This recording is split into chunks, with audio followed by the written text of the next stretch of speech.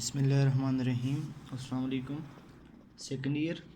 आज हमारा टॉपिक है चार्जिंग ऑफ ए कैपेसिटर। एक कैपेसिटर को कैसे चार्ज करेंगे।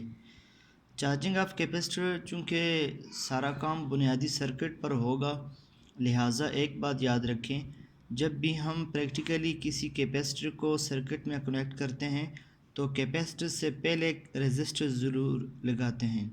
तो ये हमारे पास आरसी सर्किट बन जाता है। आरसी सर्किट, आरसी सर्किट किसे कहते हैं? Resistor and capacitor. एक ऐसा सर्किट जिसमें रेजिस्टर और कैपेसिटर दोनों कनेक्टेड हों उसको कहते हैं RC circuit. RC circuit is a circuit containing both resistor and capacitor. तो ये हम चार्जिंग ऑफ कैपेसिटर की बात कर रहे हैं, लेकिन साथ में रेजिस्टर लगाएंगे ज़रूर। तो ये हमारे पास आरसी सर्किट हो गया।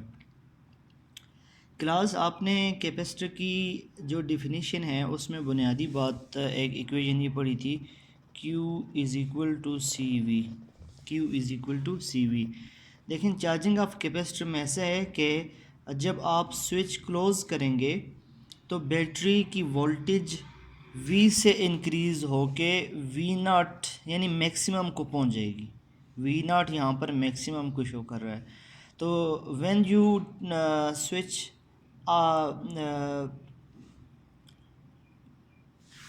when the upper switch is closed, then the voltage of battery increased from V to V0, that is maximum, and capacitance does not depend on voltage, so capacitance remains same C, and Q also increases Q0 because voltage and charge are directly proportional.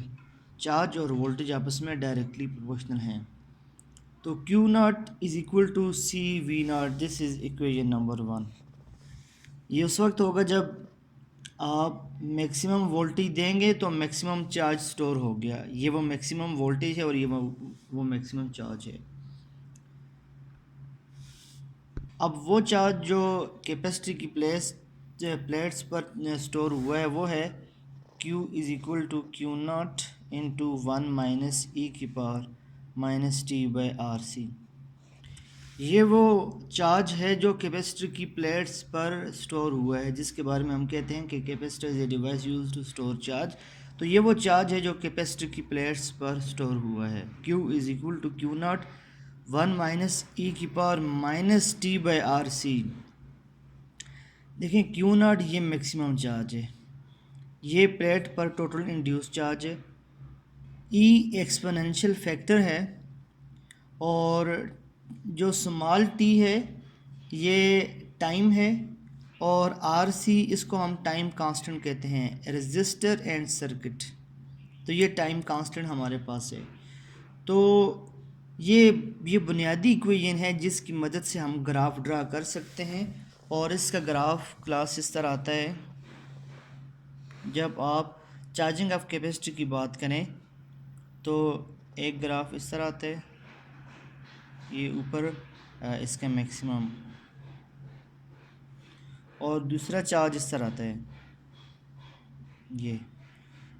तो ये जो नीचे वाला है, ये जो दो graph किसको इंडिकेट कर रहे हैं, क्योंकि ये जो हमारे पास बुनियादी जो ग्राफ है ये Q और टाइम के साथ है। किस y एक्सिस पर Q है और x एक्सिस पर T है।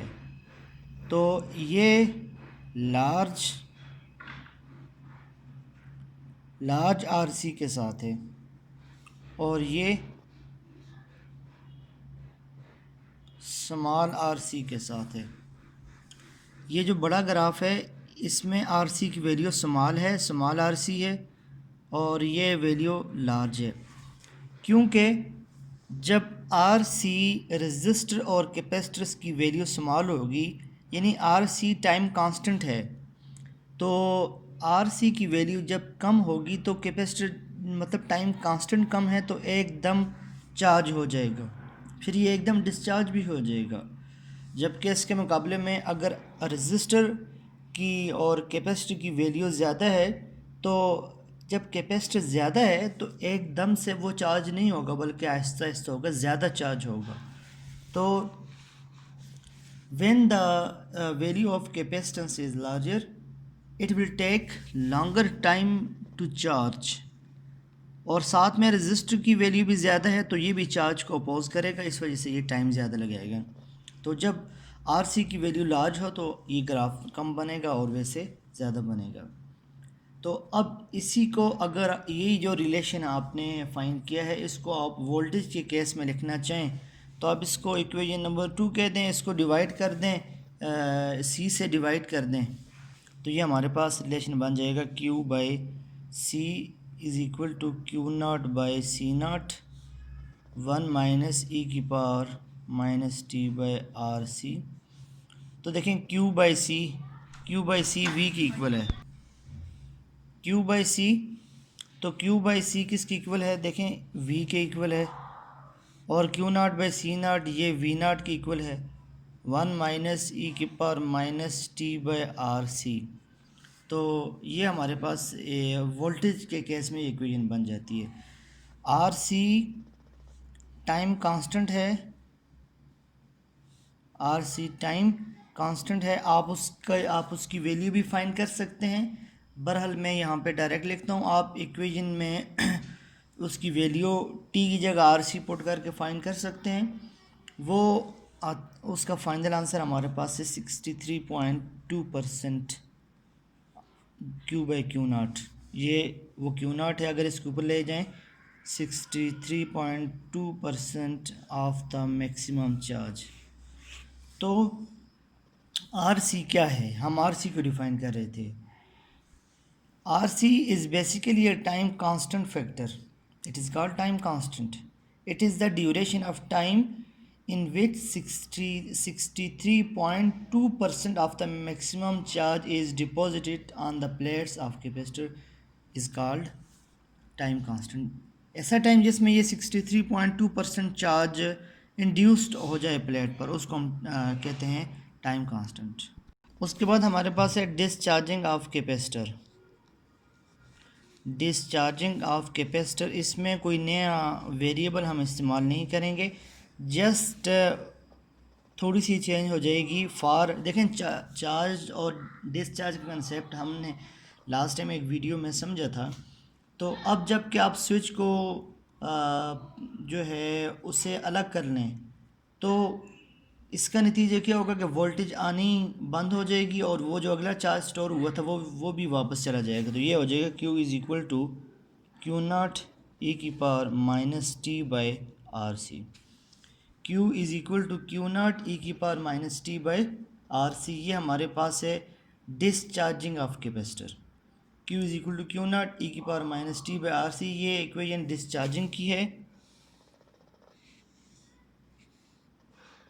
ये इसमें ग्राफ भी ऑपोजिट बनेगा, वही Q और टाइम के दरमियान आपने ग्राफ ड्रा किया, लेकिन अब दो ग्राफ अलग अलग बने। तो इसमें जो लार्ज RC है वो ऊपर होगा, लार्ज RC, और जो स्मॉल RC है उसकी वैल्यू नीचे होगी। इसके कंसेप्ट में एक्सप्लेन कर चुका हूँ। तो ये डिस्चार्ज हो रहा है, यानी टाइम के साथ साथ चार्ज कम हो रहा है, पहले ज़्यादा था अब चार्ज कम हो रहा है।